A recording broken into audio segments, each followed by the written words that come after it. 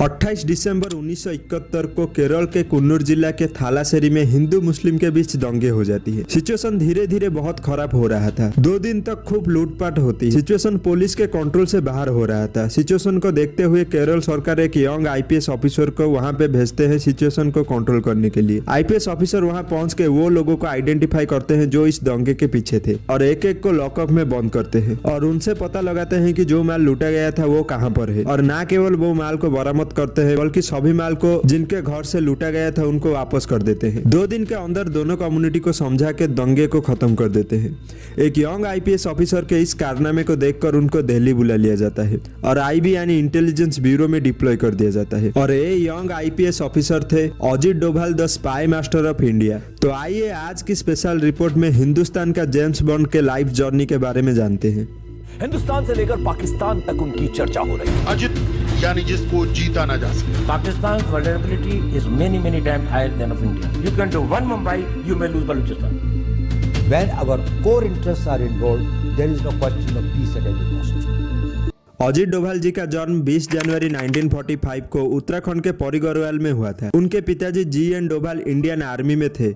उनके schooling Ajmer military school से हुआ था। ग्रेजुएशन के बाद 1968 में वो पहले अटेम्प्ट में यूपीएससी क्लियर करके आईपीएस बन जाते हैं। उनके 37 साल की नौकरी में सिर्फ 7 साल वो यूनिफॉर्म में थे। उसके बाद आईबी, रॉ और उनको कैबिनेट में मिनिस्टर का दर्जा भी मिला है और अब वो हमारे 5th नेशनल सिक्योरिटी एडवाइजर है। 1972 में जब मिजोरम में कुछ सेपरेटिस्ट मिजोरम को एक अलग देश बनाने की मांग कर रहे थे जिसको लीड कर रहा था लाल डेंगा, तब अजीत डोभाल वहां जाके लाल डेंगा के पीछे जो कमांडर थे उनको अपने साथ कर लेते हैं, जिससे लाल डेंगा अकेला पड़ जाता है और जिसके चलते अंत में वो हार मानने में मजबूर हो जाता है। उसी तरह सिक्किम में जब इंसर्जेंसी चल रहा था तब अजीत डोभाल ही थे जो सिक्किम को पूरी तरह से भारत का हिस्सा बनाए थे। दरअसल उस वक्त सिक्किम में किंग रूल चल रहा था और सिक्किम के राजा एक अमेरिकी लड़की से शादी किए थे जो CIA की एजेंट थी और वो पूरी तरह सिक्किम को कंट्रोल कर रहे थे। सिक्किम पूरी तरह से भारत से अलग हो रहा था। अजीत डोभाल सिक्किम जाके वहाँ के लोकल पार्टी के साथ मिलकर किंग रूल खत्म करने की स्ट्रैटेजी बनाई, जिसके चलते सिक्किम पूरी तरह से देश का हिस्सा बन गया।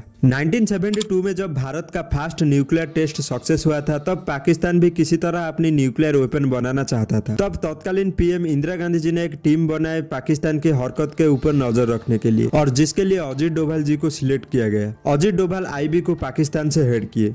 पाकिस्तान की कोहुटा में एक खान रिसर्च सेंटर था जहां पे न्यूक्लियर वेपन बनाने की काम चल रहा था। अजीत डोभाल वहां पे भिखारी बन के घूम रहे थे, लेकिन अंदर क्या चल रहा था उनको कुछ समझ नहीं आ रहा था। उन्होंने सोचा अगर कोई न्यूक्लियर वेपन के ऊपर काम करता होगा तो उसका रेडिएशन उसके शरीर में आ सकता है, जिसके लिए डोभाल जी वो सैलून ढूंढे जहां पे वो साइंटिस्ट अपनी बाल कटवाने जाते थे। सैलून के बाहर डोभाल जी भिखारी बन के बैठ के उन साइंटिस्ट के बाल कलेक्ट करके इंडिया भेजे टेस्ट के लिए और टेस्ट में रेडिएशन पाया गया और एक कंफर्म हो गया कि पाकिस्तान वहां पे न्यूक्लियर वेपन के ऊपर काम कर रहा है। और अब अजीत डोभाल पाकिस्तान की इस पूरी प्लान को डिस्ट्रॉय करने के लिए स्ट्रैटेजी बनाई। लेकिन तब इंदिरा गांधी की सरकार गिर चुकी थी इमरजेंसी के लिए। हमारे तत्कालीन सरकार के एक गलती के लिए पाकिस्तान के पास आज न्यूक्लियर वेपन है। अगर उस वक्त सरकार अजीत डोभाल के प्लान के अनुसार काम करते तो शायद ही आज पाकिस्तान के पास न्यूक्लियर हथियार होता।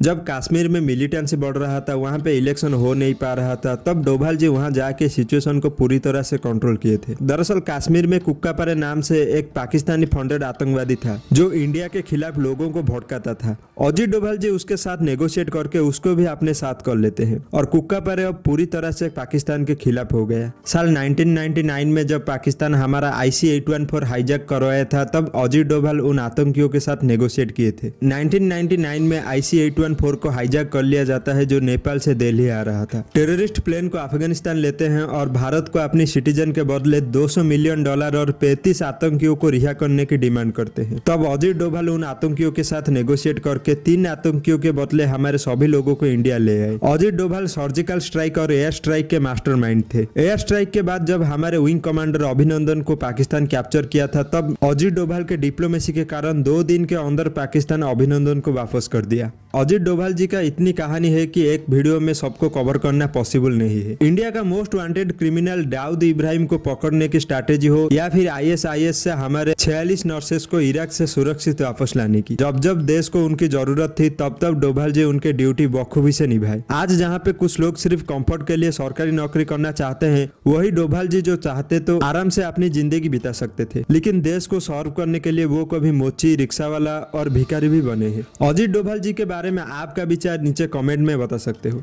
आशा करता हूँ आज की स्पेशल रिपोर्ट से आपको कुछ वैल्यू मिली होगी। वीडियो अगर अच्छी लगी तो लाइक करो और इसी तरह का स्पेशल रिपोर्ट्स के लिए चैनल को सब्सक्राइब करो।